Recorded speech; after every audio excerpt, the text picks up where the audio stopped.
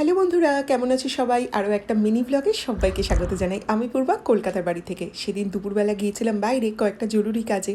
ফিরে এসেছি একটা বড় দারুণ তরমুজ নিয়ে।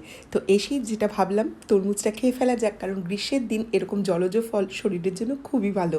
তো যাই হোক, তরমুজটা খেয়ে আর বেশি সময় ছিল না, চটপট একটু বানিয়ে ফেলতে হবে লাঞ্চ। 30 মিনিট মতো সময় ছিল, ঝটপট খেতে নিলাম একটু আলু আর উচ্ছে।